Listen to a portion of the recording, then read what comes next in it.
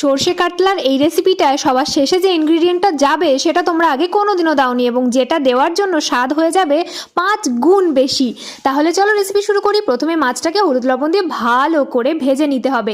এবার একটা ব্লেন্ডারে কয়েক টুকরো আদা এবং একটা বা দেড়টা বড় টমেটো পেস্ট করে নিয়ে নিতে হবে। এবার হালকা গরম জলে 1.5 চামচ সর্ষে বাটা আর লবণ দিয়ে মিক্সার বানিয়ে রাখতে হবে। তোমরা চাইলে এখানে কিন্তু সর্ষেটা কাঁচা লঙ্কা দিয়ে বেটে নিতে পারো। এবার কড়ায় সর্ষে তেল দিয়ে তাতে কালো জিরে, শুকনো লঙ্কা ফোড়ন দিয়ে ওই টমেটো পেস্টটা দিয়ে হলুদ গুঁড়ো, লবণ আর পরিমাণ মতন চিনি দিয়ে দিতে হবে। এবার দেখো মশলাটা কষে একেবারে তেল আলাদা হয়ে এসেছে। এবার এখানে প্রয়োজন মতো গরম জল দেবে। তারপরে জলটা ফুটে আসলে সেখানে দিয়ে দিতে হবে সর্ষে গুঁড়োটা। সর্ষে বাটাটা দেওয়ার পরে এখানে ফুটে উঠলে মাছগুলো দিয়ে ভালো করে রান্না করে নিতে হবে মিডিয়াম আঁচে। এবার যেটা দিতে হবে আসল, সেটা হলো ধনে পাতার চাটনি। এবার লাস্টে সর্ষের তেল দিয়ে সার্ভ করে দাও।